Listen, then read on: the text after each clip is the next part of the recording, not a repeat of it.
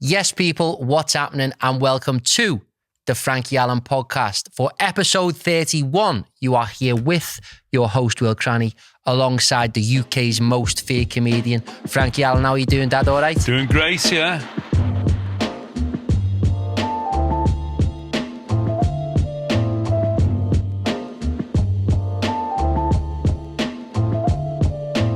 Fresh off the back of our episode last time, which went a little bit deep, would you say?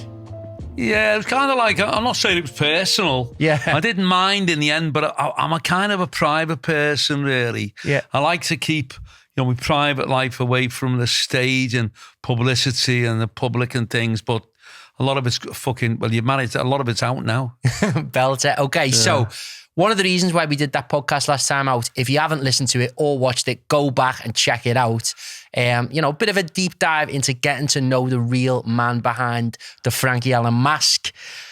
We wanted to give people a little bit of a break. I know you love Frankie's stories about his gigs and stuff like that, which is why today's episode is all about gig stories and behind the scenes. How do you feel about that?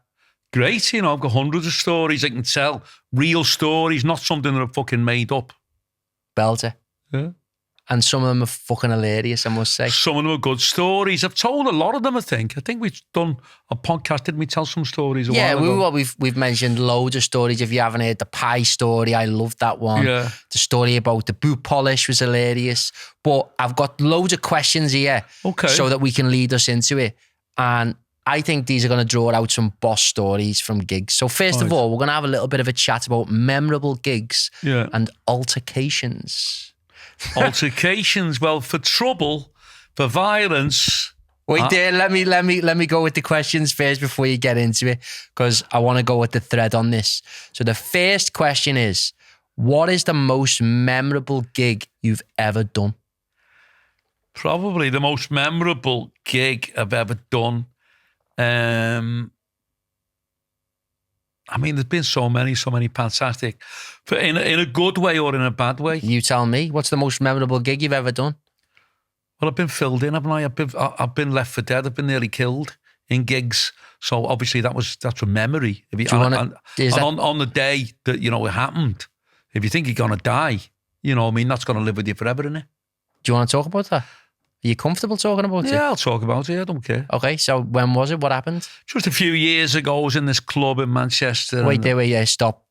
Not a few years ago, was it? Can we got to like... Oh, look, well, don't be... Yeah, well, what can we say? Well, I don't want you to say, it was a few years ago, like 2018. Give the people a bit more context. When was it? Was it like the 80s, the 70s? When was it? 1989. Okay. 1989 was 30 years ago. Just happened to be working in this place. It was very, very rough. Gang of fellas come in, kicking off, they were kicking off on different people. A DJ told me they were a bad bunch. They might kick off today. And they just kicked off on me. It's what people don't realise. A lot of these clubs and pubs and whatever around the UK, they can be very, very rough. And we've seen first-hand evidence of that when we did Bedford, if you remember. Yeah. That was only this year. And there was a fella kicking off a little bit. You're always going to get fellas kicking off. But I was working on my own at the time. Didn't have any security like I've got now. Yeah. I've got 4 or 5 fellas with me all the time. Nobody can approach the stage. In those days, I was kind of a maverick figure, just floating around on my own. So I was just a target for hecklers. Anybody who wanted to kick off, if there was a few of them, if it was a rough place, they'd kick off. And I'd end up fighting in a lot of places. And sometimes... I'd lose. There's too many of them and you can't fight everyone. So what happened on that occasion? What happened on that occasion, a fella came in, he started kicking off at the bar. I didn't know he was with a few people and they just all jumped on me, like bottled me and all punching me, about 5 or 6 of them and all that. And I managed to get out of the situation, but I got all my teeth knocked out, my nose broken, whatever. So that was it, really. The next question on that was, what made it so special? But I don't think that was very special whatsoever. Well, look, if you think you're going to get killed, I thought I was dying at one stage, we're going to get killed, it's going to live with you forever, isn't it? Yeah. So it's not a good memory, but it's probably the most powerful memory, the most kind of like, what's the word? That'll live with me forever. Okay, sound. Have you ever had a gig where everything went wrong? Oh, yeah, I've been to places, people just wouldn't believe what I've been through. I remember once I had no fucking money and I was lying on a couch on a Saturday night And this agent rang me up and he went, hello, Frankie, can you get to Bradford tonight? Yeah. There's a job for you for £200. I went, fucking hell, anyway. I scraped around a little bit. I had about £15, £20. That was enough for petrol to get to Bradford. I thought, I'll fucking get up there. I'll do the gig. I'll get the 200 quid. I'll have 20 fucking pounds. I'll have money to get back home, go to the petrol station while I'm in Bradford, drive back to Liverpool, and I've made myself a couple of ton. Fucking fantastic. Yeah. And it was just a fuck up. I drove up there. It was fucking snowing. It was a terrible night. I'm nearly killing myself driving, down a motorway, 40, 50, 60 miles, 100 miles. Got to fucking Bradford, got to this place. I ran in, and a little fella standing there. I said, all right, mate, Frankie Allen, the comedian. He went, oh, no, I told the agent I wanted a singer. Oh, no. I went, fucking hell. I said, do you want a comedian? He told me you want a comedian. And in those days, in the 80s, there's no mobile phones. Yeah. You had to go to a phone box, try and phone the agent up, and then they wouldn't answer the phone to you. He realised he'd made a mistake. I said, fucking hell, what the fucking hell am I going to do? So it's strange, as I say, because the clubs have always been good to me in a way. So this fella was a horrible fucking club with all old people in. They wouldn't have liked me anyway. But the fella said, I'm sorry, he said, but I can't put you on. We wanted a singer. The singer hasn't turned up tonight. I phoned the agent up. And I found out in the end, the agents had got it all mixed up. He thought they wanted some kind of an act. So he sent me, but they wanted a singer. So I thought, what the fucking hell am I going to do? Thought, I've got no money even for petrol to get home. Yeah. In the middle of Bradford, like fucking 80 miles away, whatever it was from Liverpool, 70 fucking miles. I didn't know what the fuck to do. And I'm just sitting in my fucking car. And I looked over. It was in a place called Paddock. Sorry, that's Huddersfield. No, in Bradford. What was the name of the place? Mixenden. Place called Mixenden. It's a rough estate in Bradford. And, or is it Halifax? I can't remember even where the fuck it was, but it did. It was either Bradford or Halifax that happened. Halifax, it was in Halifax. Place called Mixenden. So I was just sitting there in the car and I thought, what the fucking hell am I? And the orange light, the petrol light, on the way to fucking Halifax or Bradford, where the fuck it was, on the way to Yorkshire, nearly taking me fucking eye out. Go on. I mean, bottle was gone. I thought, as long as I can get to the club, I'll get the £200. I'll get the fucking So what petrol. did you do? I went over to this. I saw this club. In those days, like there were clubs everywhere, hundreds of clubs everywhere. There was a club on a corner. It was like a Labour club. And I thought, I'll just go in here and have a drink or something. I had a couple of quid and just try and work out what I'm going to do. So I was standing at the bar. I walked in this club. And a fella came up, we got talking to him, and he was the MC for the evening. Yeah. And he went, hello, mate. And I said, fucking hell. I said, I've just been over that club over the road. They said they wanted an act on. Oh, they always have acts on. I said, I know, but they didn't want me. There'd been a mix-up. I've come all the way from Liverpool, tried to do a gig here. They wouldn't have me. I said, I've got no money to fucking get home. So he went, oh. He said, would you like to go on here? And I said, what do you mean? He said, well, we've got a singer on tonight. He said, but it depends what, as long as it wasn't too dear. So I said, okay, I'll go on if you put me on. He said, how much do you want? So I said, well, will you give me 20 quid? Yeah. That'll do for me petrol. Yeah. I'll get home. And he went, oh, he said, I'll tell you what. He said, hang on a minute. I'll go and have a word with someone. And somebody, the secretary of the club, when he come back. He said, we'll give you 50 quid if you go on. Go on. Fucking hell. Yeah. So I went on. They were a lovely crowd. Went down great. And in the end, they gave me 60 quid. Go on, because you were It was that only good. a small club. It's nice, that. They were lovely people. Yeah. And he said, I'm sorry to hear about what happened to you. Give me 60 fucking quid. So I went to the petrol station on the way home, put £20 in, which lasted me the rest of the fucking week. I was like a millionaire, driving round with loads of petrol. Yeah. Got home. In those days, I didn't give a fuck. I wasn't slim. I was dead fat anyway. Didn't give a flying fuck. Straight in the fucking chippy. I had fucking pies, all kinds of humour. Fucking thing falling off me. Anyway, loads. Yeah. Went to the shop the next day, loads of food in the fucking Lidl, whatever the fuck it was, gallons of milk and all that. Went out, had a drink in the afternoon, and that 50 quid. And then, I hope someone's listening to this, I was on the Dole. I got me fucking Dole the following Wednesday. So I was like a multi-millionaire on that fucking 60 quid that I got. Yeah. So it's strange, really. A lot of weird things have happened to me where you'd think that was the end of me. I had no way of getting home from Halifax or Bradford, wherever the fuck it was in Yorkshire. But someone was looking down on me. And in the end, I got money, I made money, and that money just seemed to last forever. I'm going to scrap my next question then and ask you a question off the top of my head, which is, apart from that situation, have you ever been in a position where you've not been able to get home from somewhere? So you've gone to a gig and they've turned you down or something like that, and you've had to, like, I don't know, hitchhike home, get in your car, anything like that, where it's just like totally gone drastically wrong. Yeah, but what you forget, you're saying, have you ever been to a gig where you couldn't get home, where your car broke down? I had no car at all and I was working. Yeah. And what I used to do, I'm talking going back to the late 70s, early 80s, I used to get the fucking bus to a lot of places. Oh, go on, yeah. And I remember going to Winsford in Cheshire, which is about 70 miles away from Liverpool. And I was going to the British Legion down there. And what I always used to gamble on all the time was, if it got down there, they'd have a group on, and keep me fingers crossed, they'd be from Liverpool. Yeah. And I could get a lift home. So I remember going to Winsford. I remember an agent ringing me up and saying to me, can you get to the Labour Club in Skelmersdale? Yeah. It's about 20 miles outside Liverpool, 15 miles, whatever it is. And if you're the MC, bringing the acts on and off, I was only a kid. And I had no car, so I had to get the bus there, and the bus was called the Ribble. Anybody who's a bit older will remember there was a bus line. All the buses were bright red, and they were called the Ribble bus line. Yeah. And you could only catch it in Walton, and it went all the way to Skelmersdale. I had to walk from Skelmersdale Centre to this fucking club, the Labour Club in Sandy Lane, and do the show, and then ask around. And in those days, when you're young, you don't really care.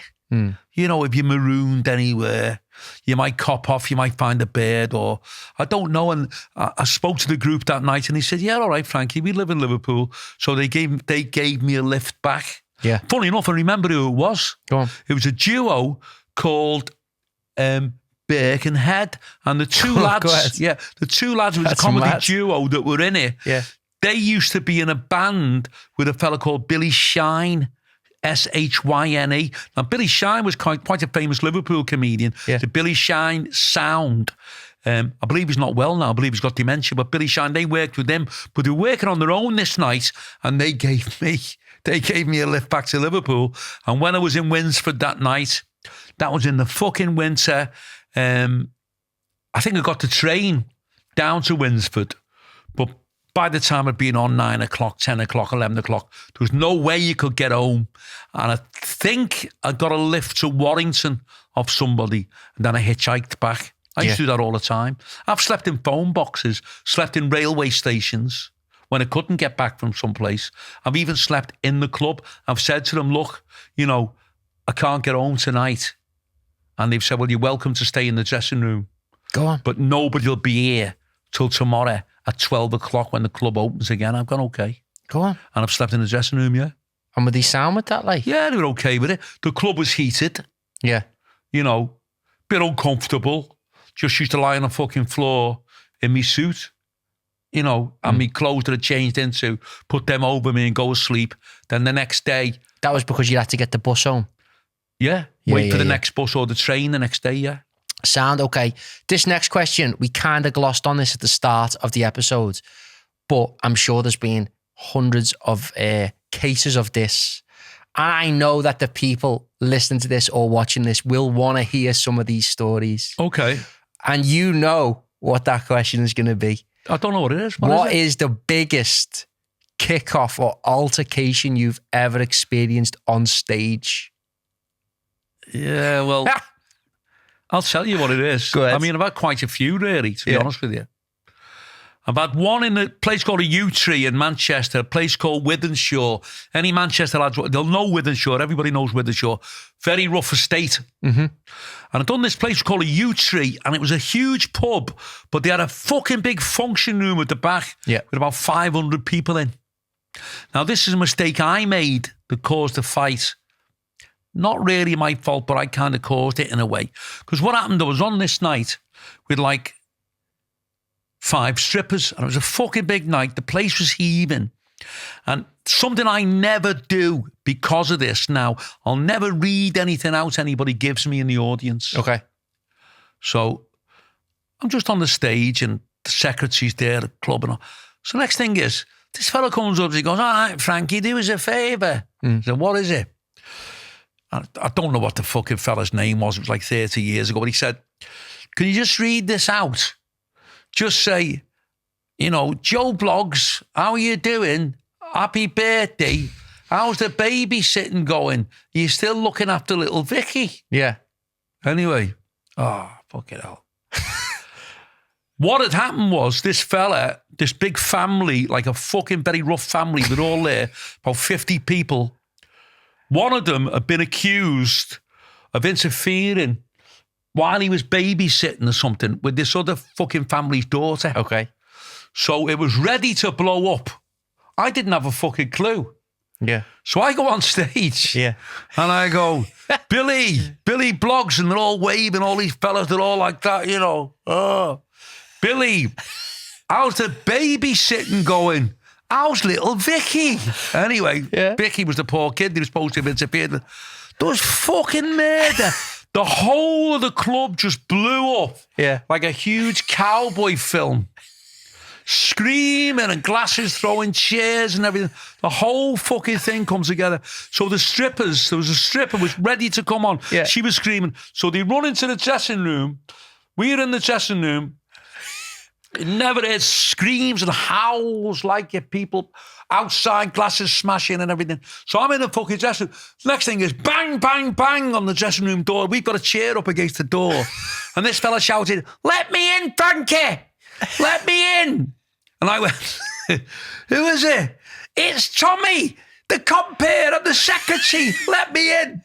And he come in, and I thought it could be anyone. I'm not letting him in. So I've got the door fucking shut, but I'm only opening the door. He's trying to squeeze in, and there's blood all over him, and he's going, oh, Frankie, you've caused blue murder.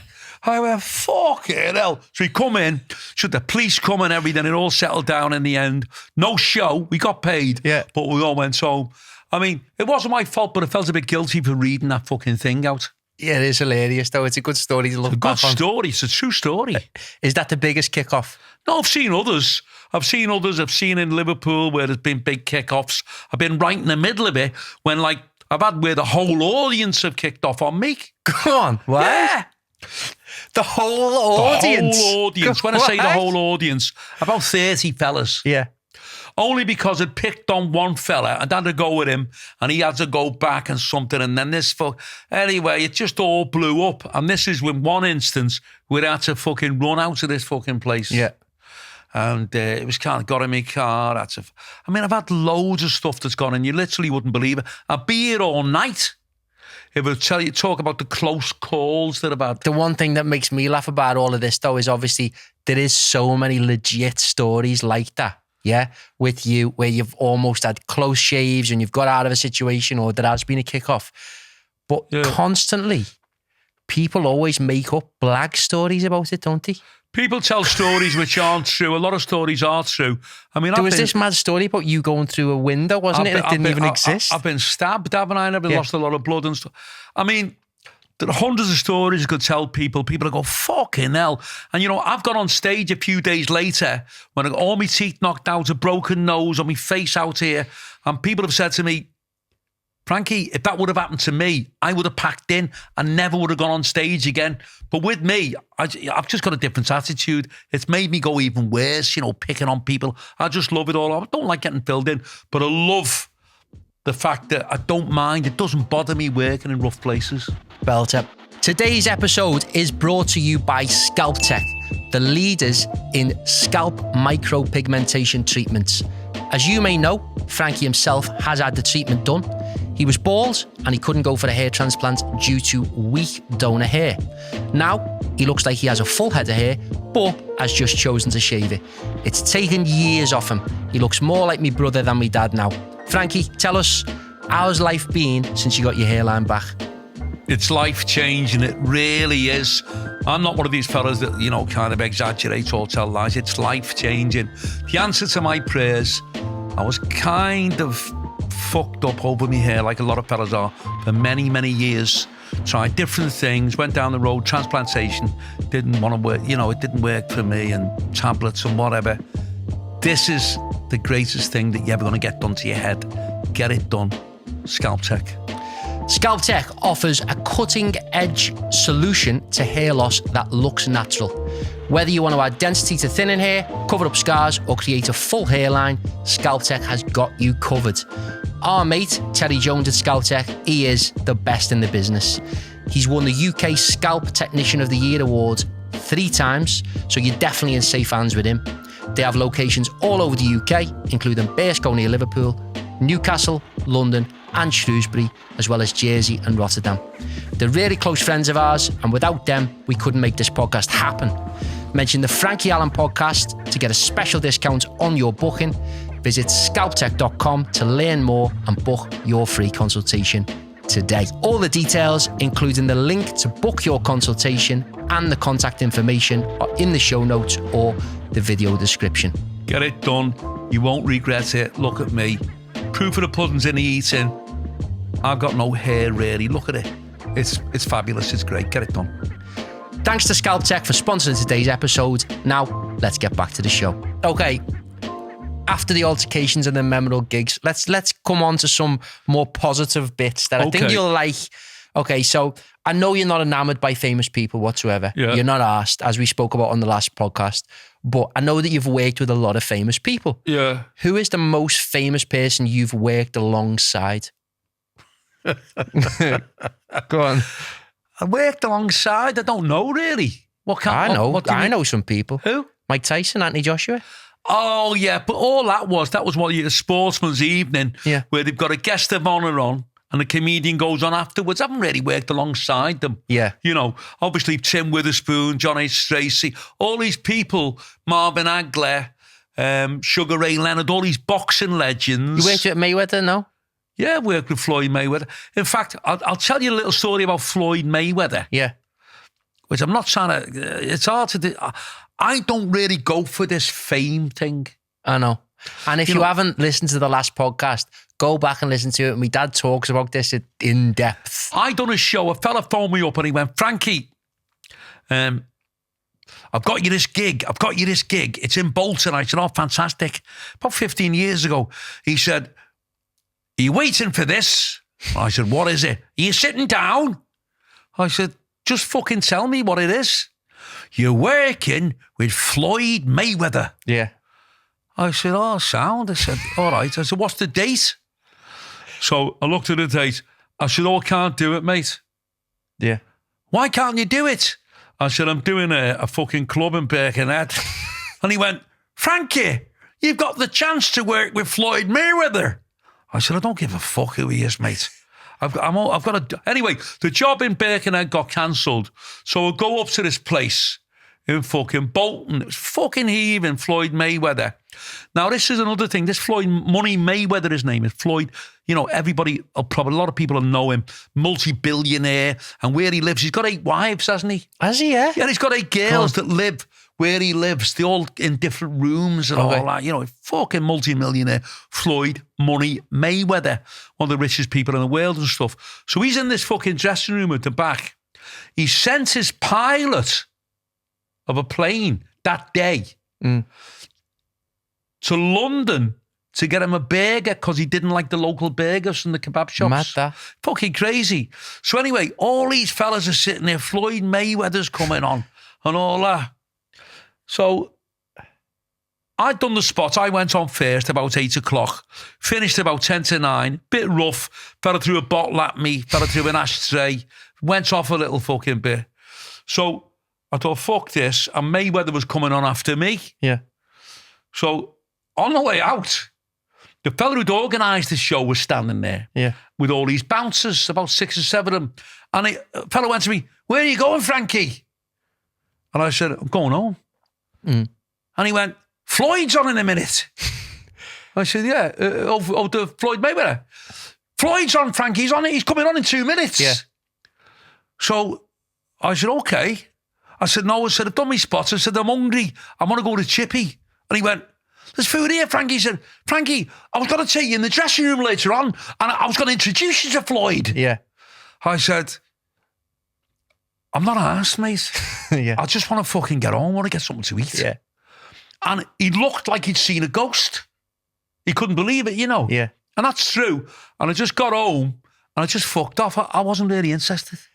So, this is going to be someone that you will be interested in. Yeah. Who's your favourite person you've ever worked alongside? And you can't say me. Okay. Yeah.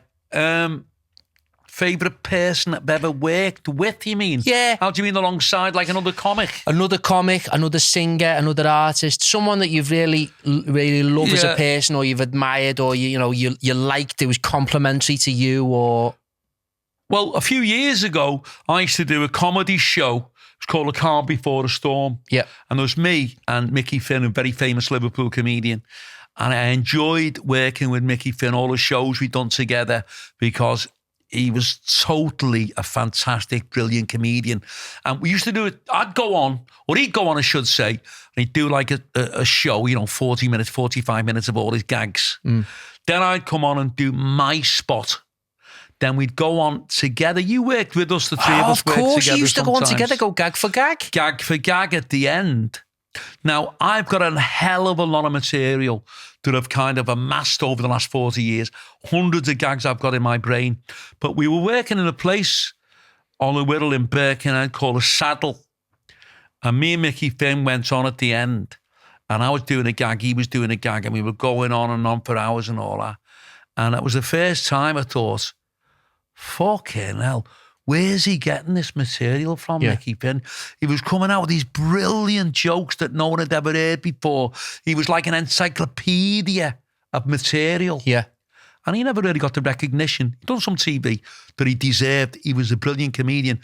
And I felt proud that night that I thought that I'm on the same level as he was at the time, And he was an amazing comedian, Mickey Finn. Boss fella as well. Lovely man. And, obviously, I've watched him as a comedian, and he was outstanding. Like, he's a legend in the city of Liverpool, isn't he? But some material, when you're a comedian, a lot of comedians use other comedians' material. You've heard all the material in the world because every comedian watches every other comedian on TV, goes to watch them. People go around taping each other and whatever. But that night, Mickey Finn was coming out with material that I'd never heard. And on the way home, I said to him, where the fucking hell did you get that stuff from? Why was he so great as a comic? He was so great as a comic because he had a very engaging personality, but his timing was spot on. Yeah. But he had a lot of very original material, which I know for a fact he had some routines which he actually made up himself. Like the one about the drunk fella going in the post office. All that stuff in the post office material. It was the drunk fella in the chippy and a fella in the post office, wasn't it? Fella in the post office. Yeah. It takes too long to explain to people. But he had what I would say a treasure trove of material, which I've never seen another comedian with that wealth of material before. Yeah, rest in peace, Mickey Finn. What a legend. Great lad. We spoke about this on the last pod a little bit, and you mentioned about how much Bernie Mac, was such a great favourite comedian of yours, and you really liked him. But, this doesn't have to be just comics. This doesn't have to be just stand-up comics. But obviously you've got a certain style of comedy. Who were your biggest comedy influences? Who influenced you the most? There's an American comedian called Stephen Wright. Yeah. And he's very, very dry.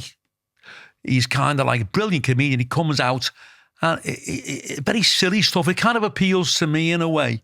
Whereas, my act is blue. I do blue material, pick on people, savage people, interact with the audience. He wasn't like that, but I just found him hilarious. He'd do silly stuff like, I came home last night with my keys and I put my car key in my front door by mistake. So I just drove around the block a few times in the house. Yeah. And he'd say stuff like, I bought a Shetland pony. I kept it in my apartment. The only problem was it was always in the bathroom and it kept slipping on the tiles. Yeah, I like that. Stephen Wright. Yeah. Who's the American comedian everyone says you're like? I don't know, really. I got a message the other day. He's not... He's like a roast guy, old school. Rodney Dangerfield. Is that who it is? There was Rodney Dangerfield. I use a lot of one. Rodney Dangerfield's material. You know, when I'm picking on people, you're so ugly when you're a kid. When you're born, even the incubator had tinted windows. That's Rodney Dangerfield. There's another one that's a lot of his stuff is very similar good. to Rodney Dangerfield. But Stephen Wright, I thought that I was watching him. And when I did Opportunity in Oxford, Bob Monkhouse, I said, Bob, he had a show on BBC Two at the time. I said, I remember you seeing you had Stephen Wright on.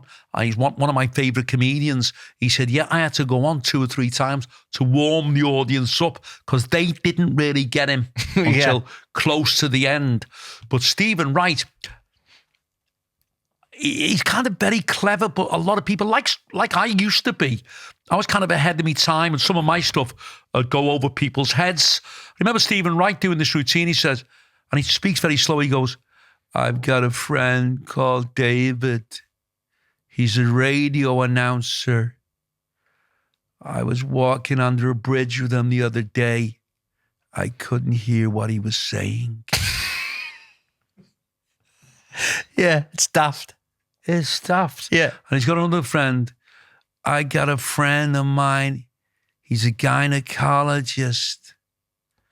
He decorated his hallway from the letterbox.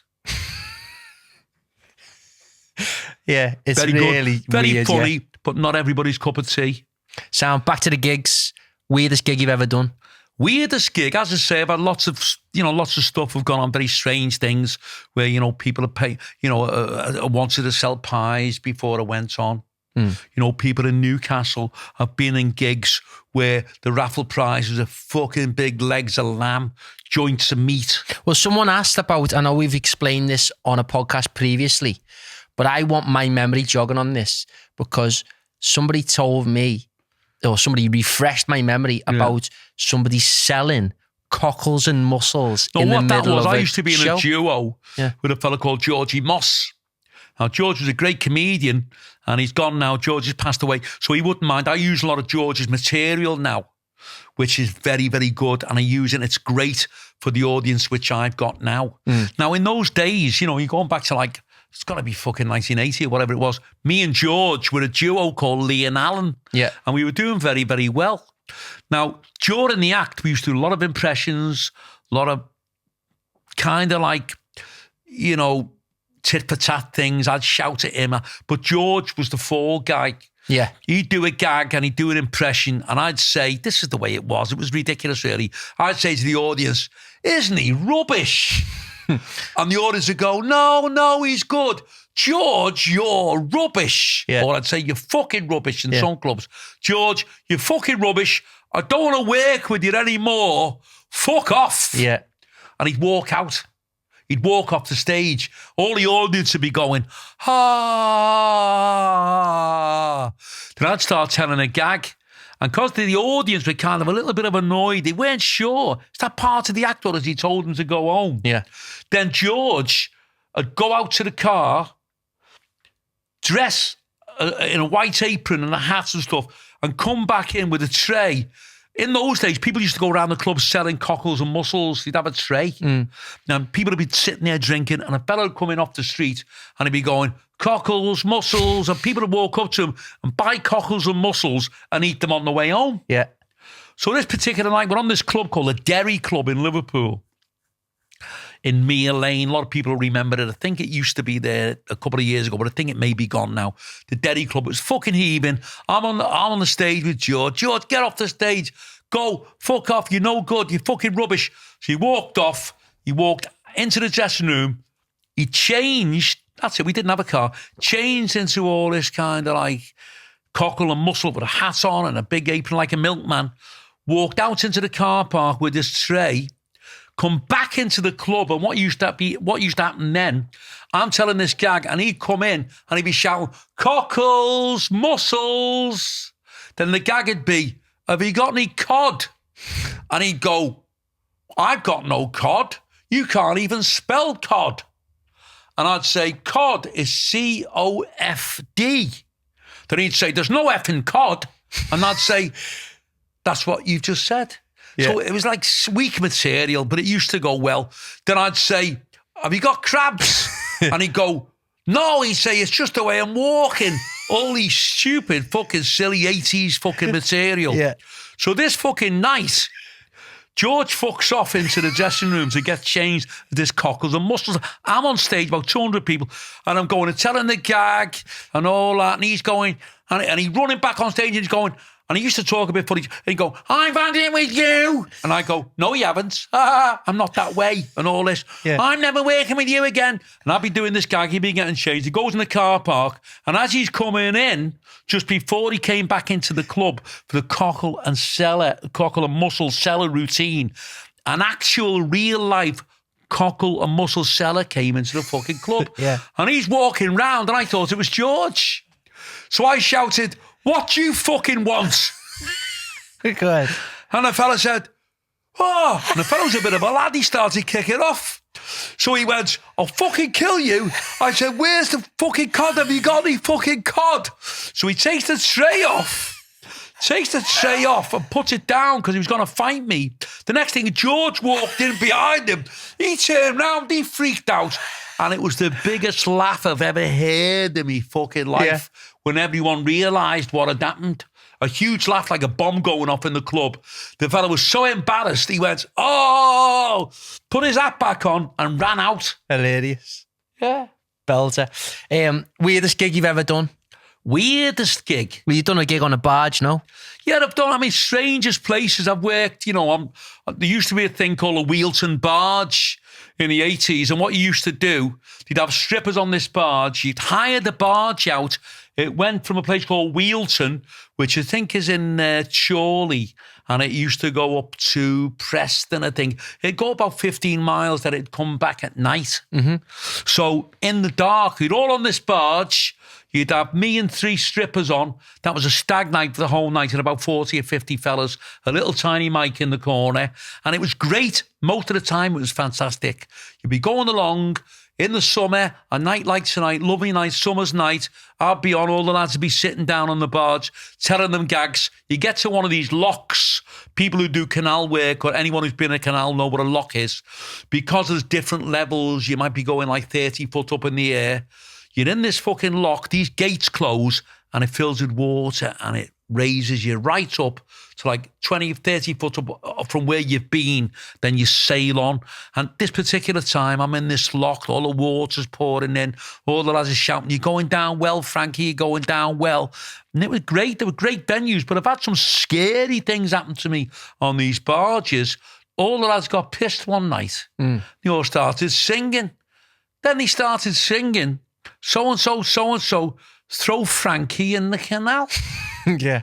I went, oh, what the fuck's this? It was pitch black. This one was in Cheshire. Yeah. 1988 it was. This one was in Cheshire. Fucking pitch fucking black. You couldn't see anything. You couldn't see your hand in front of your face. Just a little light on this barge. So this big fella runs out, and another fella, they grab me, throws me over his shoulder, and he's running round the outside of a fucking barge. Now, there's a canal either side. I would have died. I would have drowned.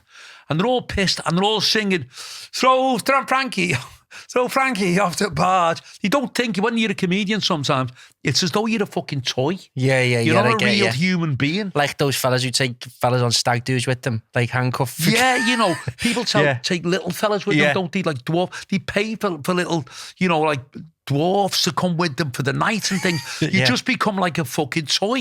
So they're running round. I'm on this, and he's running, and he's falling everywhere, fucking pissed. I have never been so frightened in my life. Then he fell. And he fell right back, and I fell. And thank God I fell on the barge. Then I got up. Anyway, I ran into the barge, and I said to all the lads, fuck off, don't come near me. And they got the message then. Nothing happened, and then it was okay. Fucking hell. Sounds okay. I don't want to ask you what your favourite joke is in your set. That was my next question, but I think I'm going to jib that, because if you want to come to a live show, you can get your tickets at frankieallen.co.uk. But what I am going to ask you is, what's the best impression you can do? The best impression in what do you mean? They're doing old impressions. Well, you used to do impressions, I used to didn't do you? a lot of impressions, but don't forget, I haven't done them for a long time now. I've been doing stand-up comedy. I made the transition from when I was doing impressions, everybody done them. I started doing, when working with Georgie Moss, George used to do stand-up material, a few impressions, and I'd do pure impressions, no gags. And I used to watch George, and I used to say, fucking hell, he's just done a little silly gag and got a bigger laugh than I've got dressing up and doing an impression of a person, of a character.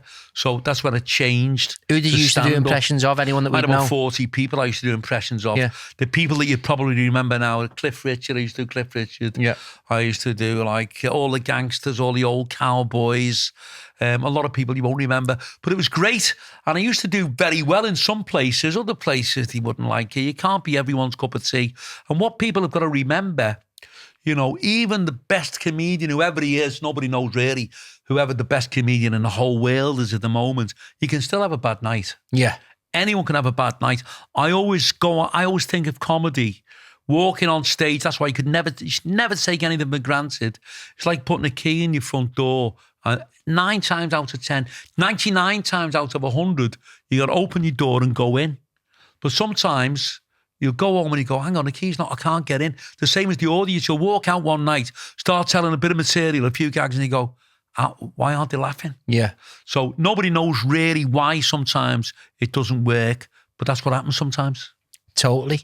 So, one thing that I do want to make sure that is said or watched on this podcast so that people can listen to it or watch it, you got to do the Zippy impression. Oh, yeah, what it is. I don't know why people love that so much. What it is, I don't even know if it's a good impression, really. Me and my mate Danny Downing's a big comedian. He works in Benidorm now. He's the biggest comedian in Spain, really, if the truth's known. English speaking. I suppose they've got their own Spanish comics, but he's like the king of Benidorm. He's got his pick on all of the clubs out there, wherever he wants to work. And he's been working exactly the same time he started, the same time that I did. But even before he was a comedian and I was a comedian, we were always in town when I was like 18, 19, and we were always getting pissed. And when we were getting pissed, we used to start doing impressions. Yeah. In fact, I met Danny Downing in the Beachcomber Club in Liverpool. I had people around me standing in the corner. I was rotten drunk. I was with a few lads, and people used to come over because I used to stand there all night doing impressions. Yeah. Doing Frankie Howard. And if anyone remembers Frankie Howard, I'd be going, yes, no, there you are. Tits and not. Oh, yes, thank you. Doing an impression of Frankie Howard. Cliff Richard, hi fans. Doing all these crazy impressions. So I'd get an audience of people. And one night, I had an audience of people. And when I looked on like the dance floor a little bit further on, there were like a lot of people, even more people than were listening to me, really, round this other fella. And he was doing impressions. Yeah. And I thought, what the fuck's this? So when I stopped, I walked over, it was Danny. And Danny was there and he was doing Kirk Douglas. Okay. And he was going, there's a movie called Jason and the Argonauts. Mm-hmm. Anyway, from the 60s, this old movie, and there's a cyclops in it. This monster comes out of the sea with one eye, and he starts eating all these, like, Roman centurions, starts eating them. So Danny's doing this impression, and he's going, of Kirk Douglas, which he's doing, is very, very good, and he's going, Cyclops, son of Neptune, don't eat any more of my men. And the impression he was doing of Kirk Douglas was brilliant, but Kirk Douglas was never in that film. Okay. He was just fucking off his head. Yeah. But because he wasn't in that fucking movie, it made it funnier. Yeah. So me and Danny got together, I got talking to him, so he'd be doing an impression, I'd be doing an impression. Then one night, there used to be a character on children's television. This is unbelievable, this. And he was called Mr. Gobbledick. Yeah. It was on a children's TV show. Yeah. So me and Danny be standing at the bar, and Danny be shouting, Mr. Gobbledick, come here. Yeah. And these girls would be walking past saying, you're disgusting. And I'd be going, we'd be drunk, fuck off, Mrs. Gobbledick. Then we started I'd be doing, Rainbow. I'd be doing, me and Danny, we'd be standing there, I'd be going, Jeffrey, fill the glass with water. I can't drink water today. I think I've got a chill. And Danny would be going, oh, yes, he has got a chill, Bungle. Oh, yes, I've got a chill. Oh, yes, I have. I don't feel very well. And we'd be doing this impression of fucking Rainbow all fucking night. Everyone would be pissing themselves. And that's how we started. Belter, look, we're going to have to wrap up here. I hope you enjoyed me dad's impressions. I hope you enjoyed this episode of the podcast, whether you were listening to it or watching it. Dad, have you enjoyed yourself today? Yes, and today we're catching flies, aren't we, Jeffrey? I do want to catch flies today, Bungle. Nice one. If you are listening on Apple Podcasts or on Spotify, please give us a 5-star review. It goes a long way. If you are watching on YouTube, give us a thumb up, get yourself subscribed. New podcasts out every week, vlogs out every Tuesday. And if you want to come to a live show, we have got the best comedy road show in the game, tour in the UK, all over the gaff. Dad, they need to come to a show, don't they? They need to come to a show. Not only will they see Frankie Allen, they'll see Will Cranny, who's a brilliant MC in his own right, very, very funny. We also have a puppet show on stage a lot of the times with us, and the puppet is Jack Ryan. And there's a £1,000 prize for anyone who can see who the puppet master is, who actually moves him when he's telling his gags. Right, nice one. Big thanks for watching. We couldn't do this podcast without your support, so we appreciate you so much. We will catch you next week. See you on the next one. Signing out, Dad. Thanks, everybody, for listening and watching. All the very best. See you later.